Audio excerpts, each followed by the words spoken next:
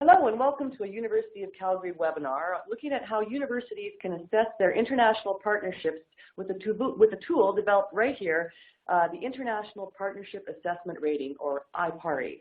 My name is Janaka Ruwanpura and I'll be our moderator today. Our guest is Dr. Janaka Ruwanpura, the Vice-Provost International and Professor of Civil Engineering. We're going to meet him in just a moment, but first we've got a little bit of housekeeping I want to tell you about. So this is part of a series of webinars that we have that include University of Calgary scholars. We invite you to ask questions throughout the duration of the webinar. You can see there's a little box, just throw your questions at us. We'll try to answer as many as we possibly can as we go. And at the end, please take a minute to give us a little bit of feedback about what you've heard today and suggestions if you have any for what we could do next time. Okay, so as I mentioned, our guest today is Dr. Janaka Ruwanpura. He's the Vice-Provost International here at the University of Calgary. Welcome. Thank you, Jennifer.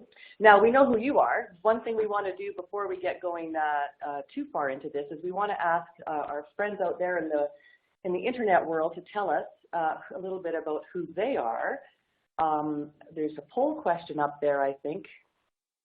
It's not, there it is, okay. So it took a second to show up on my slide, I was panicking, but there it is. So please tell us a little bit about yourself, whether you study at the University of Calgary, work here, or work at another post-secondary institution, or a not-for-profit global organization, or perhaps you are just interested in this topic. It's certainly a big topic, so click there. There's a few more options here. I'm sorry, you guys, my computer is just taking a few minutes to get going on things. That gives you plenty of time to figure out who you are and what number you want to click here. Just having a little technical glitch. Okay, there it is. Okay, so, oh yeah, maybe you can do that there. We're going to get on the, here we go. Yeah, we got it. Okay, so here's who we've got. Everybody can see that. We've got a couple percentage of people who study here, a few who work here, and most of our people involved today work at another post-secondary educational institution, and some are just interested. So that's great. Now that we know a little bit about who you are, we will get moving here. Now, of course, as we've just discovered, 73, 74% of our folks work at another post-secondary education institute. Oh, sorry, there's one more question here that I guess I missed because of my little technical difficulties. Sorry about that. We're asking everybody who's out there today, do you use a formal method or instrument to study or assess your international partnerships? Yes, no, or don't know? I think that will be a really interesting answer. So we'll give everybody a second there. Ta-da. Oh. The computer I had a second ago didn't respond, and now this one is very responsive. So Mostly no. Mostly no. Okay, mostly no. All right. That is very good information for us, and I think you folks are going to get a lot of good information from this webinar today, because as we know, universities around the world are really working on facilitating robust exchanges of ideas across borders. Here at the University of Calgary, we have an internationalization strategy that we're going to hear about in a minute. We have lots of policies, programs, and we send students, researchers, and other academics back and forth to countries all over the world. You can take a boo there at the map and see where we're involved. And obviously, a lot of institutional and individual effort goes into this, which is why Janaka has led the development of this point-based tool that measures what international partnerships are paying off and which ones can be sustained, maintained, improved, or in some cases abandoned, I guess. Welcome again. Now, I think you're going to tell us, before we get into the nitty-gritty of this tool, you're going to tell us a little bit about the University of Calgary's internationalization strategy. Yeah. Jennifer, thank you very much. And I also, first of all, I want to really thank quite a large response to this webinar. And then I can see from the demographics that there's quite a lot of individuals from around the world. Yeah. And thank you very much for your interest, and we're very pleased to share this particular tool. So 2013 is a year that I think, in the history of the University of Calgary, that had made it quite a difference in terms of internationalization, because at that time the university was 47 years old, and we never had what we call an institutional international strategy, which I talked about in my previous webinars. So we got an international strategy that got the input from a lot of internal and external stakeholders that passed through our academic senate and it passed through the Board of Governors. So we have an institutional international strategy, which I always highly recommend for any institution. So in that strategy, we talk about four goals: increasing diversity, improving cross-cultural competencies, increasing educational and research partnerships, and of course leveraging our expertise on international development, particularly in low and middle income countries. And then of course they set some targets for undergraduate population international, graduate population and international, and then also to enhance our students going abroad. And again, I mean, we have done a lot of KPIs, so maybe another webinar will talk about how we're going to measure those KPIs.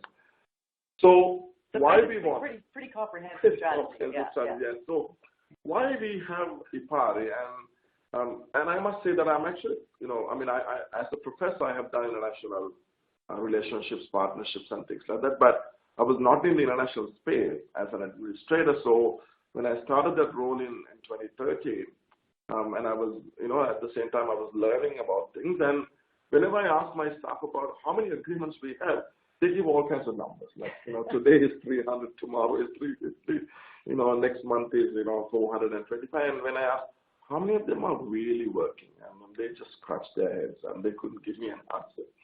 And then I used to ask, I think it comes from my engineering and project management background in being, very persistent. So tell me who are our best partners. Again, the same situation.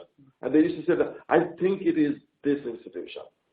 And so I realized that we couldn't do it. So that's where we thought, okay, after we started the implementation of the strategy, when we enter, I call the fourth year, that we thought we saw a lot of developments and we got quite a bit of good recognition. We thought, hey, this is the time that we should develop this tool so that we can assess and go forward with that. So there are 5 objectives. So we want to know, how are we doing right now? Mm-hmm. How many partnerships do we have with how many universities? You saw in my previous slide, we have about 258 university partners and 460 agreements in 55 countries. Then through this system, we want to find out who are the best partners in each country. Because in the University of Calgary National Strategy, we identified, based on the data that we had in 2012, called Priority 1 countries, called countries of emphasis, 6 of them. Then we got Priority 2, called countries of interest, 13 of them. And that was based on the data in 2012. Mm-hmm. Are we doing it correctly based on what we have selected? Who are our best partners in these 19 countries? Are there any emerging countries? Are there any countries where we find great activities? Then we realized, we said, okay, then we know we can actually, because we don't want to have 400 strategic partnerships. We want to get meaningful, small number of strategic partnerships. In order to develop them, who are those? Mm-hmm. I mean, based on, a sustainable period of time, and then how are we doing it? And then, if they tell me, my staff tell me, hey, that partnership doesn't work, is there an opportunity for us to re-engage them? Mm-hmm. Right? If not, maybe year 2 or 3, we can watch it, and if things are not happening, then, I think it's time to eliminate it. So I rather prefer to say I have 213 great partnerships with 126 universities in whatever the countries, rather than saying we have 460 agreements with 258 countries and only 30% of them are not working. Sure, quality, not quantity. Yes, exactly. Right. I'm sure that everybody in the audience, and I think you agree with me on the same basis of that. So in terms of rationale for developing this IPARI, I believe that we started this process about 2016. We look at both qualitative aspect as well as the quantitative aspect of it. Of course, qualitative aspect, we emphasize the principles of internationalization that's included in our international strategy, because we look at those principles before we came up with the strategic goals. And then what we did through quantitative basis is came up with the criteria with the scoring system. How we did it? First of all, I actually got my management team got together, and then we divided them into subgroups. We created some subgroups for each of them to look at certain categories. and then looked at kind of a criteria. And then once we agreed through the international office that this is the criteria, we consulted that criteria. We have an Associate Dean's Directors Council that's chaired by me. So we presented to that council. I presented this one to the Dean's Council as well, and of course, had discussions with the Provost as well as the Vice President of Research. And in fact, our President also had seen this and provided some input as well. So it's quite a broader consultation that we had done internally before we launched the tool in July 2017 at the APLU conference in Canada, hosted by University of Calgary with the University of Alberta. So how long did it take from soup to nuts? Like how long did it take to develop the tool? I think, I think we probably took about almost 12 months for us to come up with the idea, come up with the criteria, the rating data. Getting data is not easy, and you will see that was actually quite challenging, and so it took us about roughly, I would say, a year or a little bit. And then, of course, it's an ongoing. Although we launched in 2017, we have been doing some research on that one for the last 2 years as well. So I would actually call it, kind of phase 2 research as well, right? So what are those qualitative criteria? So we emphasize we want to develop strategic partnerships, and we want to. I think what meant by here through our principles is that more broad, deep partnerships, mutually beneficial partnerships with our partners. And then we look at the entrepreneurial activities of our faculty members in terms of their activities in academic research, commercialization, exchanges, and say, how do we build from bottom up so that we identify the existing partnerships? We may not have an agreement with the university, but then faculty members may have connections. How do we build on those connections? And then having a structure so that we can manage a structure at the university.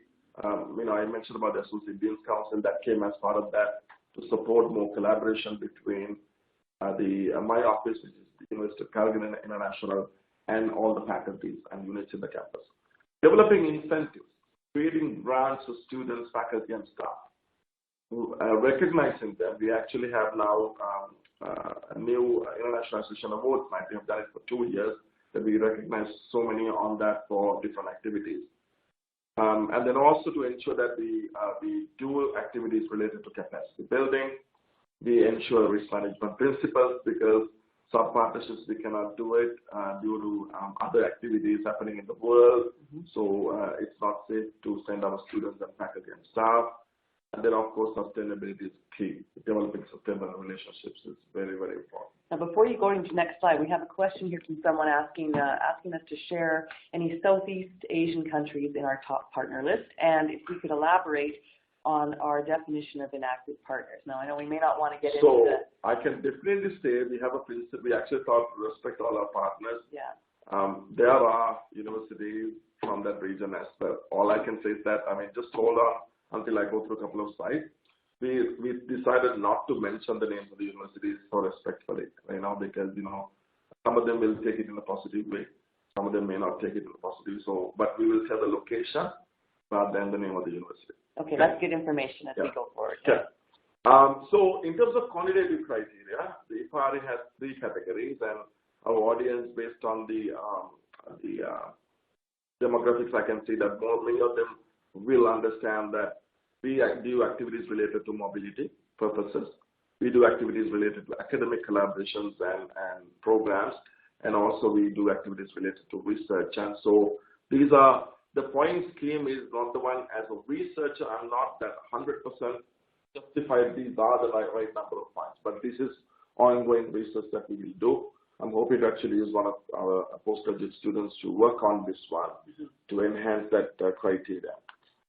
But in academic programming and collaborations, we consider 4 subcategories. We have students coming for articulation programs called 2+2, 3+2 programs to the University of Calgary. We'll see the details later. We have collaborations for PhD quota for dual degree purposes. We have capacity building training programs with partners, sometimes for international development purposes. We have special projects. Sometimes we belong to a network partner, or we develop some other special relationship related to activities in universities. So then we measure based on that.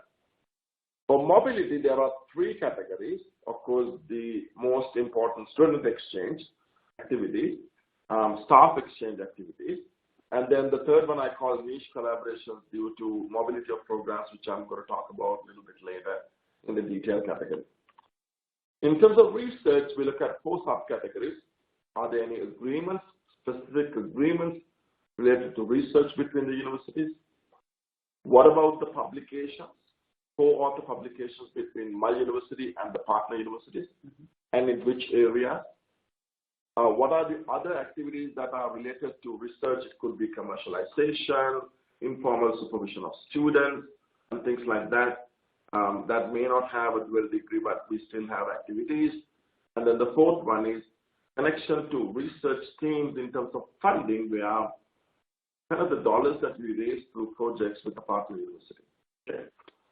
And so if I go into the details now, the way that we measure, please stay with me on this one. So I'm going to go through a little bit of a. Okay. I think I'm going to the lecture mode right now. Okay, so we're all going to write notes for a little bit. So then we're going to have a few questions for you. Right. So what we do is we look at the first category annually. How many students are actively in the articulation program at the partner university?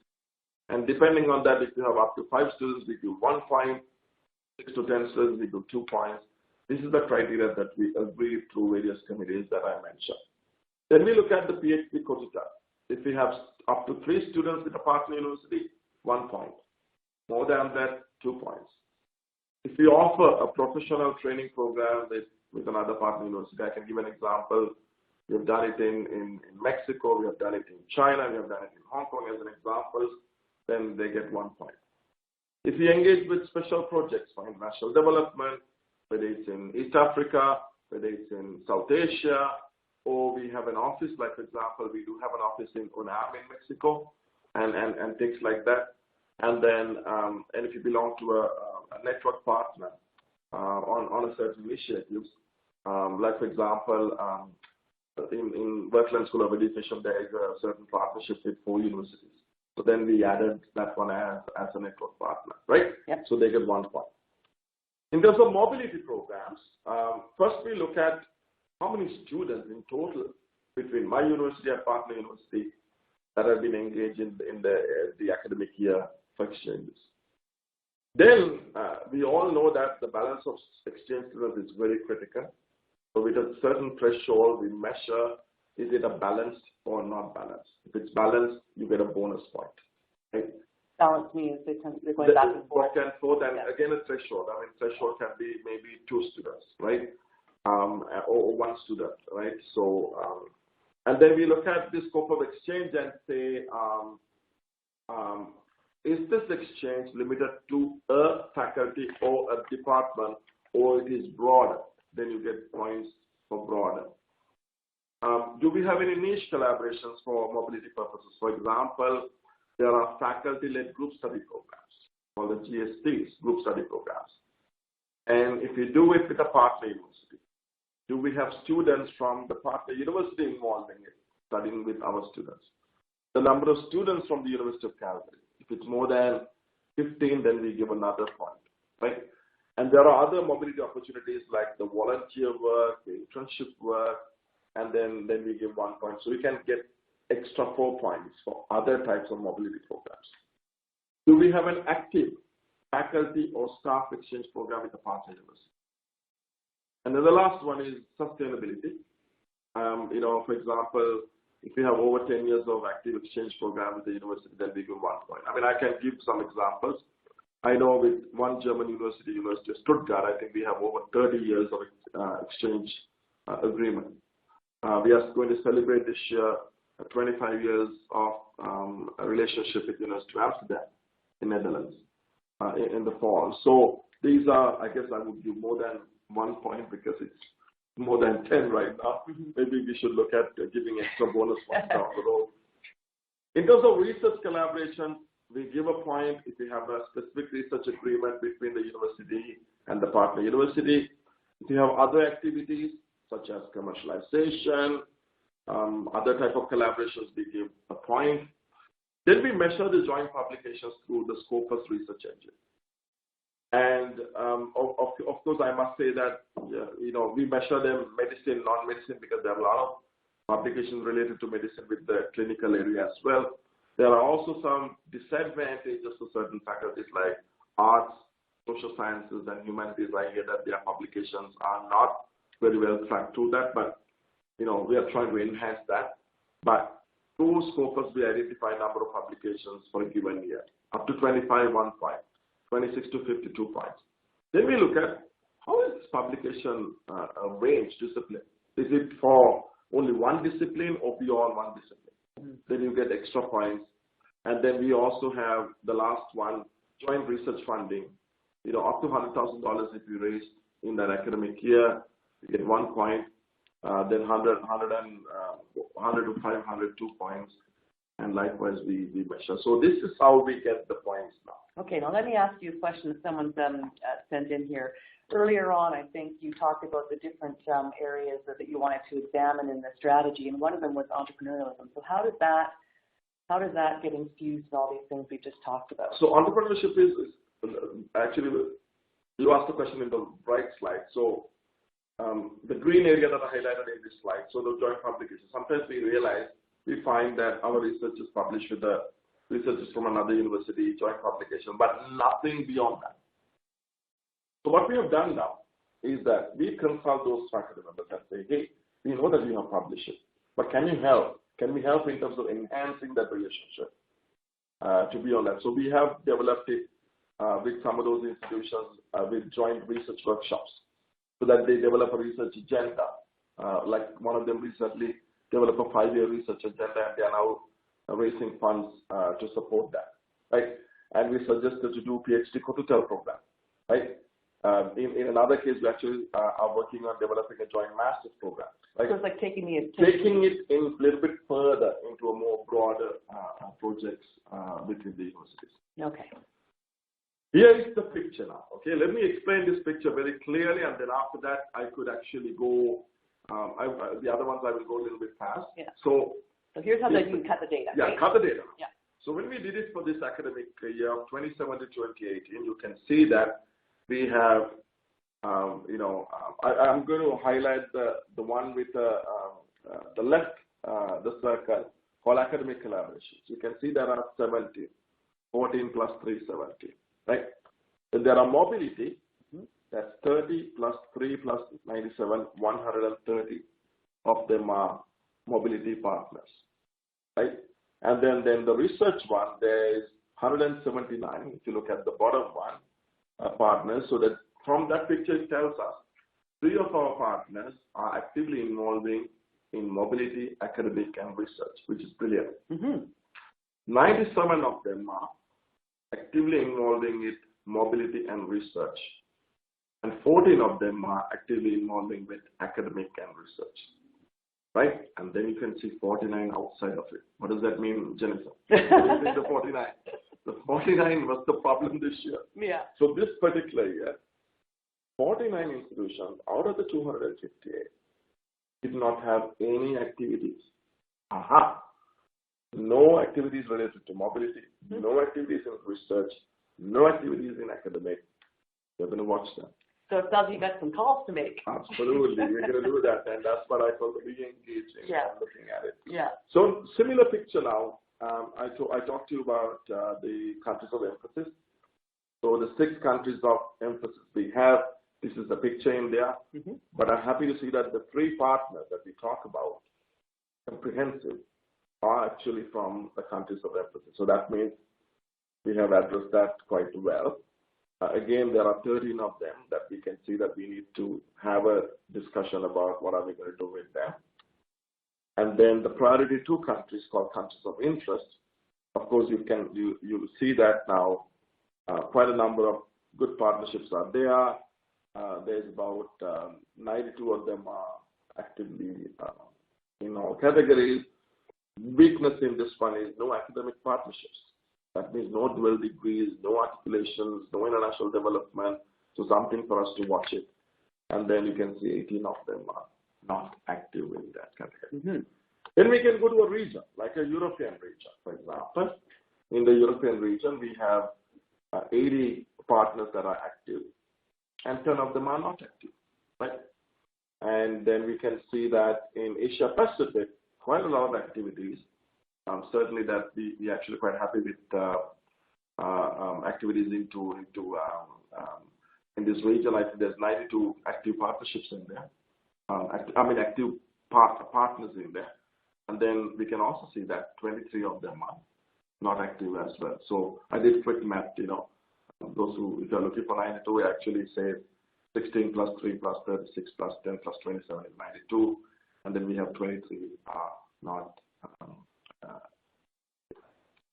Then we can go country by country.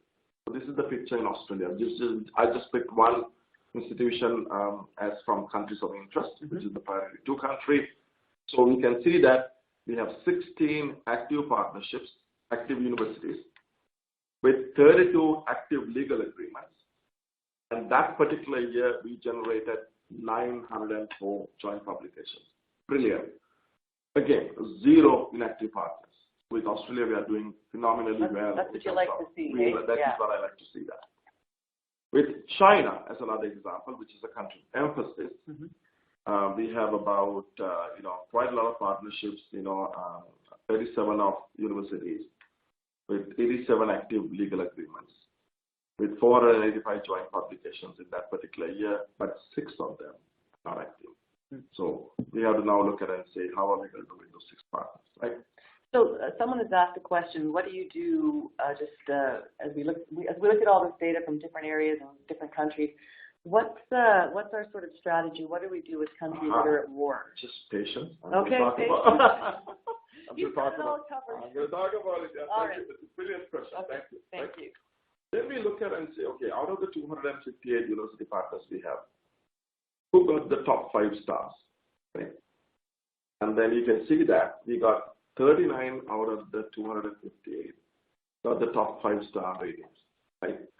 And now we can see from that, there's 8 from Australia, 6 from the United Kingdom, 4 from China, 4 from Netherlands. Netherlands is not a country of emphasis or interest. You see that?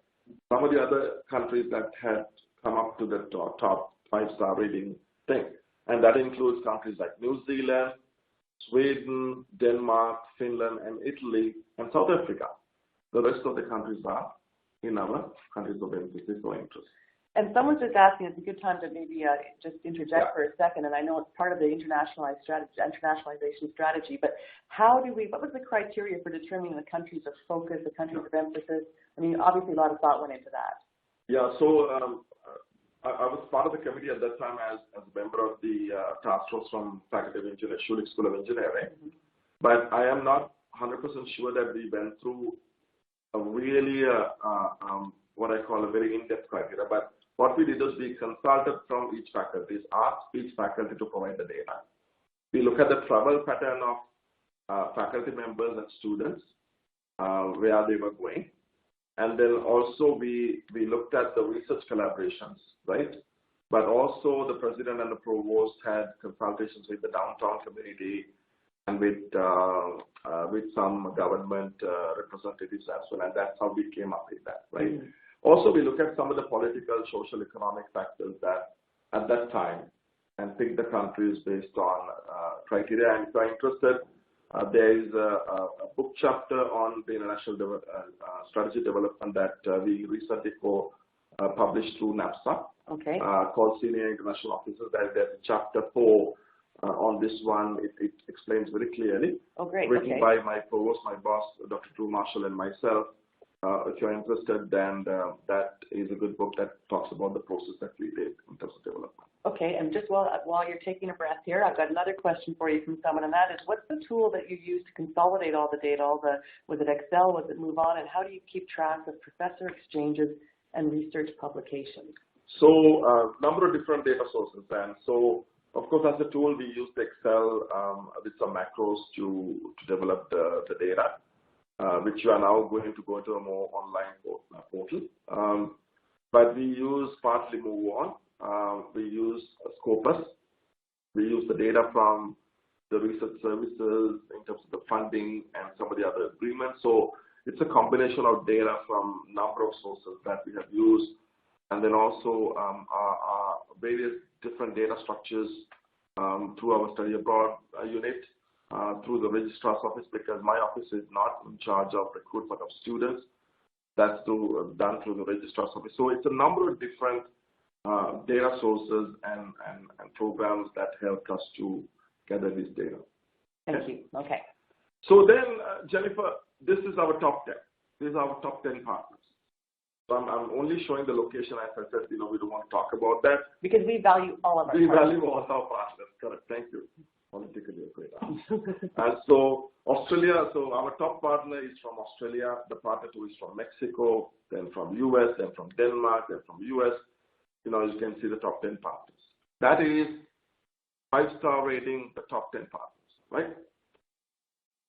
Then we go to mobility. These are our mobility top 10 partners. Again, there's the Australian partner at the top, South Korea, Germany, Mexico, Denmark, Netherlands, Australia, China, and New Zealand, right? The best of, countries in there. Academic is mostly dominated by China, mainly because they are very aggressive and cooperating in terms of the articulation programs. They love to develop the dual degree program. So I think, from that it shows that China actually has the highest number. We have one of the US partners, one from Nigeria and Uganda is among the top 10 in there, right? In terms of research, this one is, I want you to watch it very carefully because, and then I'll show you two other slides. Now, IPARI, to assess IPARI, we require one type of an agreement. It can be an MOU or a specific research agreement, academic agreement, or a mobility agreement. Then only we count them as a partner, right? Right. The researchers publishing papers doesn't mean that they are a partner unless we have a paper agreement recognizing any kind of relationship. So for researchers in different universities could publish lots of papers together, but that doesn't count. That does count. It does count, but if we have a certain agreement related to any of the categories, right? On that basis, if you look at our top 10 research partners, you can see that there is, US is number 1 and number 2, then Australia 3 and 4, Scotland, Mexico, Australia, Norway, Denmark, and Netherlands are our top 10 in research. Then what we did was, we said, okay, let's look at only the publication track record in that academic year, right? If you look at the scopus, and then we do medicine and non-medicine. If you look at the medicine area, it's primarily dominated by US, Australia, and England. Then we look at the top 10 partners, only 3 of them, 3 out of the 10 that we have a formal agreement. That means the other universities, they publish it, but we don't have a paper agreement. And I'll talk about how are we going to leverage them through IPARI. Yeah, because that's an obvious opportunity to explore, right? And then similarly for non-medicine area, you can see that quite a breadth of universities, locations there. There's China in there, US in there, United Arab Emirates in there, Sweden, and then Hong Kong into these publications. But again, only 4 out of the 10 top published, co-publishing university, partner universities, we only have 4 agreements, right? This is where we talk about what we call, what is the benefits of IPARI, the question that you came up with, right? And say, how are we going to do that? So I'm going to illustrate one by one. So first one, we're going to talk about aligning our internationalization with our university. We emphasize the countries of emphasis and interest. We know how many partners we have. We know who are our top partners, so we actually can get a great idea about how we emphasize our activities with our partners. Second one, drive internationalization agenda in an informed and strategic manner. So, for example, although we picked 19 countries of emphasis and interest, we realized that we missed some of the other ones.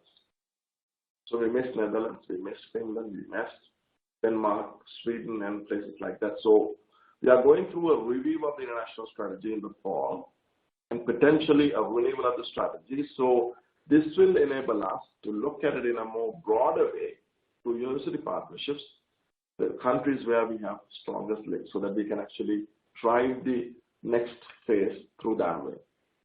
And align our resources, and so that we know that how are we doing with each partner country, how are we doing it with each partner. So how do we, assess our relationships? Like, for example, I'll actually use the example for external benefits, and then that actually justify when we discuss with our faculties about how we do activities. Strengthen the effectiveness of the partners. For example, we can take some data-driven decisions and justify renewing the agreement or terminating the agreement or re-engage it. So it provides us the opportunity. Fifth one, mitigating the risks. Sometimes we get new challenges come in there. So risks cannot be read as negative. As a professor of project management, I always talk about there are positive risks we call opportunities. So when I say mitigate risks, it can be mitigate or enhance risks. How do you enhance the opportunities as well as mitigate the negative risks in there, right? Does that include something like a war breaks out in a country or the political situation changes dramatically? Absolutely. And so that's an ongoing thing. You've got to read the papers, right? Absolutely. Know what's going on. Right? Identify partnerships for further strengthening. Like, for example, we see that, hey, that partner is doing great in one area. Oh, how do we encourage this partner to work in a different area, right? So that it gets opportunity, and then also to develop partnership implementation plans. So my international relations unit has been doing a wonderful job in terms of looking at how partnerships evolve, how the new and emerging partners come into the picture, and so that we can now and say, next 5 years, this is what we are going to deal with those partners, right? In terms of external benefits, this is an interesting thing because in July 27 itself, I did a road trip to UK. To pick UK as a destination, I drove 1,700 miles. I went to on the wrong side. Well, I don't know about that one, wrong or right side, but I visited 6 partner universities, and then the purpose of that visit was to say, hey, we have a system, we have done a evaluation, and then you become the top 6 partners. But I wanted you to see how we can elevate our current activities into a more strategic level activities. Right? So I could say that visit has helped me, out of the 6, at least about 2 to 3 of them, that we are doing enhanced activities. And so we are also looking at some exploration with bringing partners from another country. Sometimes it's a 3-way partnerships that we are looking at it. And that helps in there. So you could leverage off each other's existing partnerships. Exactly. Yeah. So it goes into, they will learn about their strategic position and align the mandate to ours. We can look at in terms of identify opportunities to enhance the partnerships, creating some better synergies. Like, for example, recently we did a workshop with one of our good partners in a country, and we held a workshop with with researchers from my university and the partner university, funded by both universities. They did one workshop in the partner country, second workshop at the University of Calgary. So they have now come up with a very nice plan, and they are raising funds to go with that. In July, we are doing a similar one with another partner university in a specific strategic area related to the University of Calgary, right? And then, along with the same line that I can say that it helps us to develop mutually beneficial partnerships, so that, that we realize that the active partners, the partners that have scored the highest, 5-star ratings, there is an opportunity for us to pick maybe 5, maybe 10, maybe 15 to develop mutually beneficial, strong strategic partnerships. And these partners who you meet, the ones in the UK and elsewhere, are they pleased to see the data, pleased to see the information? It just elevates the conversation, I suppose. Absolutely, and I think that helps us as well as them also. Like, I of course obviously I did presentations to them as well. So since 2017 July, we have been getting quite a lot of interest from some partner universities because we have presented this IPARI to various conferences, and some of them were very, very keen. And then we have a partner from Australia that is very keen. In fact, I had a direct presentation to their executive level, including their vice chancellor and the executive team, to find out whether they want to use a system like that. So they are now looking at using exactly the same system or modifying the system. And similarly, we have done this one with a few other partners, and we are getting actually requests from other partner universities. So as a result of that, we thought, could we create an online portal for those who are interested, that they could try your activities through IPARI. So they could come in and put in their own data. That's right. And see some of the same, cut the data the same way you've shown us here this afternoon. That's right. From their own institution. Assuming they have the similar activities, but the beauty is that you can customize it. So if anybody wants to customize it, we can help them in doing that. But at the same time, the categories that I showed you in those slides about the criteria, to me, this is like a menu for international. What's the menu for mobility? What's the menu for academic collaboration? What's the menu for research collaborations? And I'm sure there could be some other specific things that universities are doing. Now, while we're talking about terms, we have a question. Someone's asking, what does mutually beneficial strategic initiatives mean? Do you have a set of criteria? Yes, mutually beneficial means that between the two universities that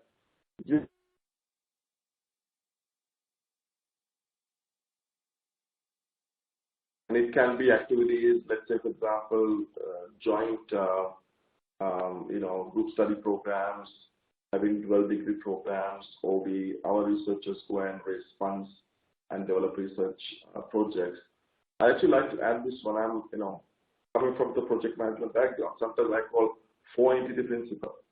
4 entities mean us, a partner university. Maybe we can even find corporate sector organizations from both countries, right? So that they would support on a research project that's mutually beneficial to all of us. Mm-hmm. Universities, we get benefit. And then at the same time, the companies get benefit because they would invest money to enhance their processes, projects, and things like that. That would be a good mutual beneficial relationship. And of course, we have done that. One of our best examples is Mexico. Those who may not know that about a year and a half ago, we got $46 million from Mexican Ministry of Energy with corner seed funding that we on 21 projects that we have a number of Mexican university partners that are involved, so as the corporate partners too. Right. So that's what I call a big strategic mutually beneficial. Lots of mutual beneficial. So another person's asking, how does the strategy for internationalization partnerships, how is that different from the strategy for domestic partnerships with other educational institutions across Canada versus across the world, and with public-private partnerships? Yeah, so this one, of course, when we look at an international partner, we look at something beyond Canada, right? For example, we haven't looked at the local partners for this one, but again, we have local partnerships. If you look at our sister institution, I would call it University of Alberta. In terms of research, we have a number of great partnerships in there, right? So similarly, we work with a number of other universities as well, but unfortunately, we didn't take the local universities into that one because really.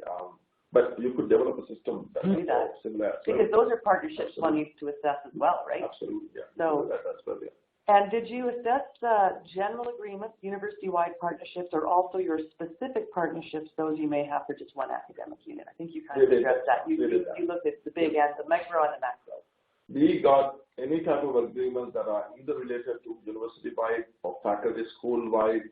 Some of the agreements that we maintain through my office, the other agreements maintained by the research office, the activities related to faculties, everything we have done it. It's not easy though. Warning. I'm actually going to say the international relations team, particularly through Andrea's leadership, has done a tremendously great job in terms of getting that, but all the other directors that are involved, and that's why we have written a book chapter. And this is the one you mentioned. This is the second one. Okay. This is regarding IPARI. There's a book chapter that we have written, invited book chapter, thanks to Dr. Jane Gayford from University of Rochester.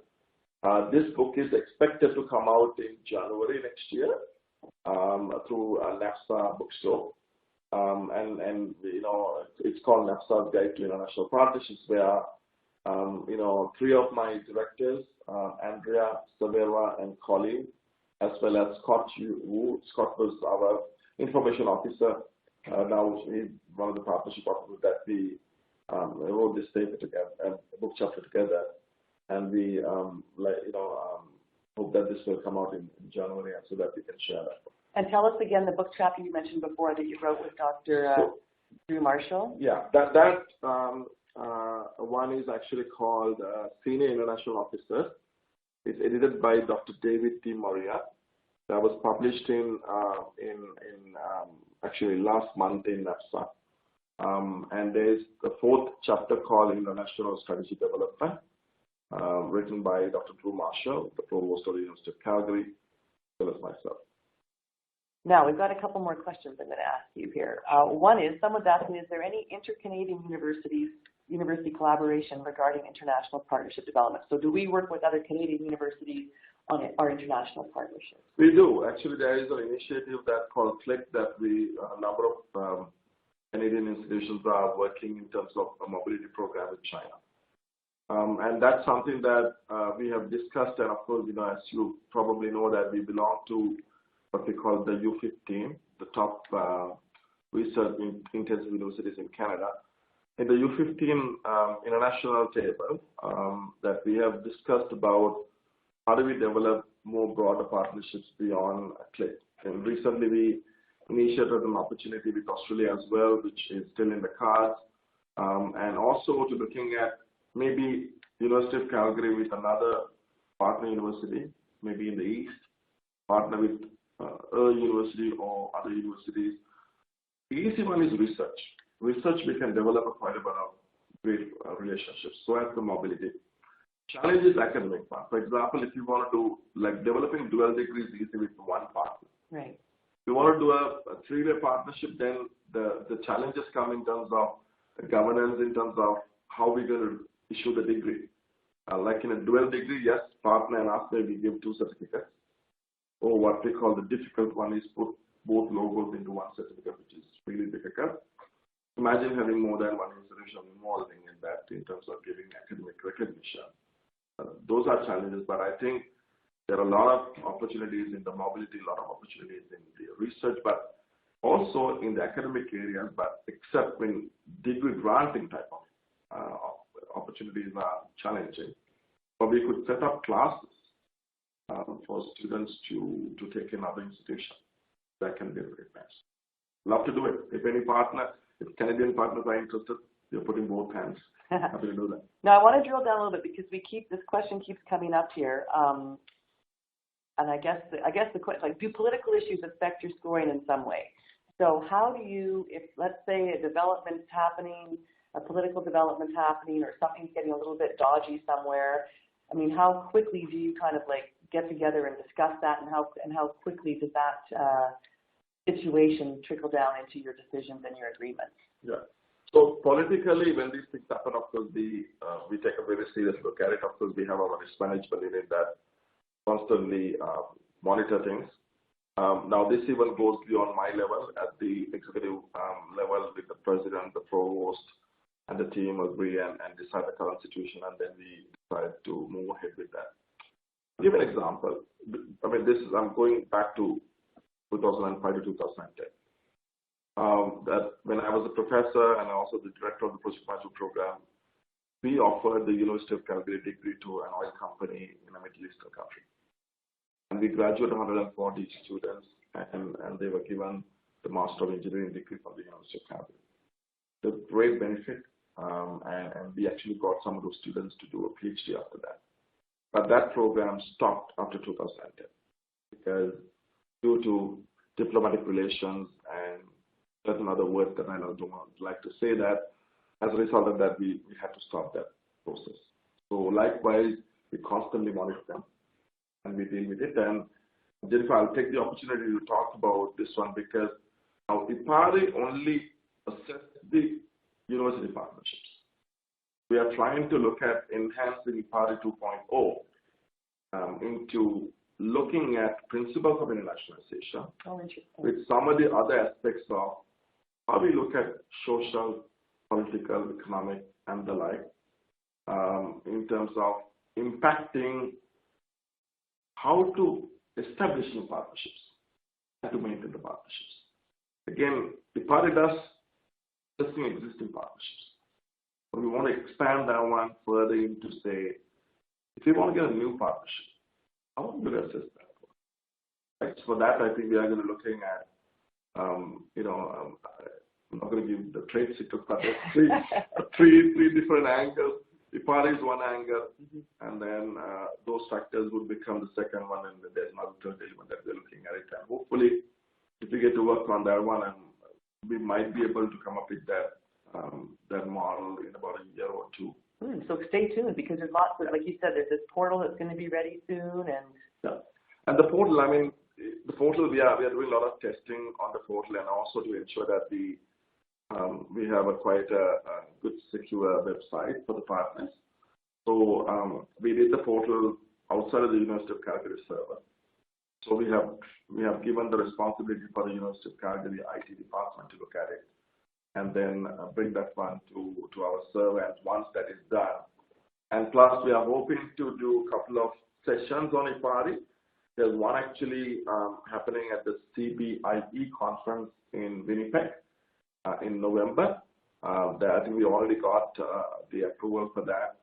We're going to present the IPARI there.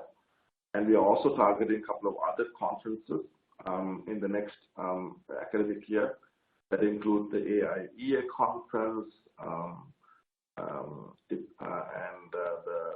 API conference in Vancouver, and then as well as maybe NAPSI as well, so that we want to actually do it more as a workshop so that we can see how our partners and others look at a program like this one, a tool like this one. Is there any other tool like this out there? I'm not sure, but I heard that, I don't know whether it's closer, but there's one university in Australia had developed a system. We have invited them to actually do a workshop with us together. And again, I couldn't tell you what they are, but I saw 13% of them.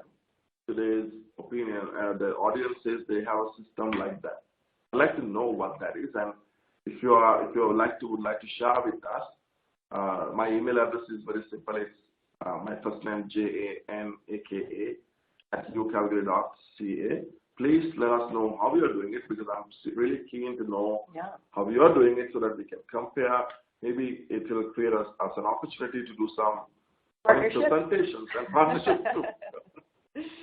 We've got one more question here I just want to ask you before we have to wrap it up here in a few minutes, and that is, it's specific to University of Calgary here. What is the advice of you, the Vice-Provost International, regarding University of Calgary researchers who have active research projects in countries that do not have an MOU established? Keep on keeping on? Yeah, so we have elevated some of those into partnership models, and this year, for example, I'll name the two universities, actually three of them in the U.S. We have signed agreements with University of California, Los Angeles, Irvine, and Davis in January. So as we did another one with Texas A&M. We noticed that there are a lot of activities between researchers, but there's no agreement. So we put an MOU together, and we are working with researchers from our university and those partner universities now to establish it a little bit further. Like I know some of the US universities have challenges in doing PhD quota because it doesn't in their system, but we have suggested to some of these universities, why don't we consider doing a PhD quota so that there's a dual PhD program. And in another university, we have suggested in a certain strategic research area, my 4-entity idea. So we two universities, and we identified two funding sources from the US and Canada. and to say that how do we four entities get together and develop a strategic relationship, right? So if there's anyone who's willing to do that, we are happy to help.